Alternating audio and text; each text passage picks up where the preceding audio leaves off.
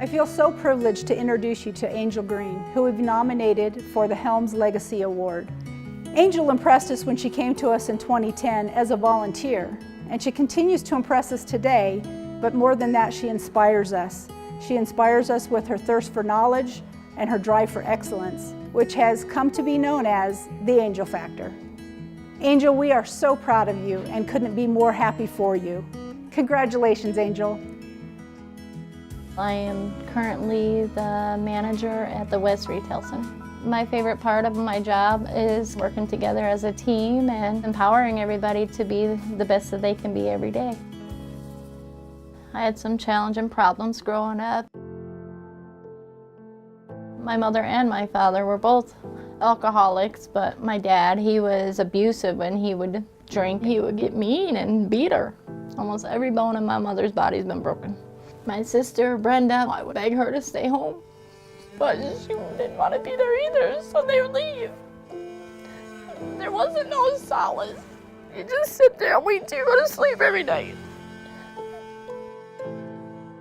I was in my teenage years and I ran across one guy who thought being abusive to me was okay. And I remember my mom telling me that day, you have to leave him. And I just kept telling her, you can't preach to me because you stayed with my dad and he beat you every day. I remember that. I had my first daughter when I was 16 years old. I left my home and then I had my second one when I was 18. Pretty much I was a single mom. I started working for a Conoco station, ran into this guy, started dating, and I knew that he was in a halfway house, but I mean, he treated me like I was a queen and he won me over, you know, and the minute he got out of the halfway house, sure thing, he went right back to the drugs. And one day, you know, we were fighting and he's like, you've never tried the drug, you know, you don't understand how I feel. That moment changed the rest of my life because that's when I became an addict. I remember the cops coming in right in my home. They found drugs and stuff to cook methamphetamines. They took me to jail. That's when they told me I had 12 felony charges. And I'm thinking to myself the whole time, what am I gonna do? You know, I'm thinking, oh my God, they might take my kids away. And I went to court in February. And the judge had leniency on me. I got out of that courtroom and I was just the happiest person.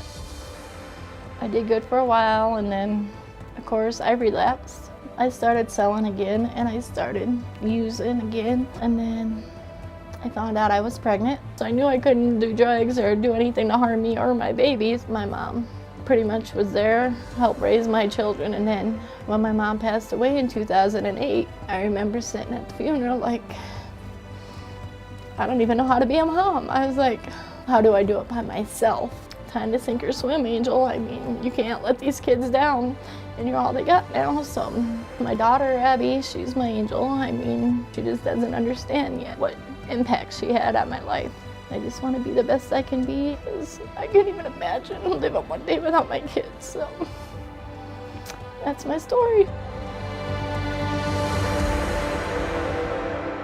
I first came through the Goodwill program, volunteering to get my TANF and my cash assistance in 2010, and I started it as a volunteer at the Circle Retail Center. I stuck it out and I did it because I knew I needed to do that for my children and everything, and then thank God there was 2 workers there that saw something good in me and put the word into the manager and got me a job. I tried out for the assistant manager and training interview in March of 2019. I finally got my call. I'm now the store manager at the West Retail Center. It was just one of the happiest days of my life. My heart was just so happy and warm.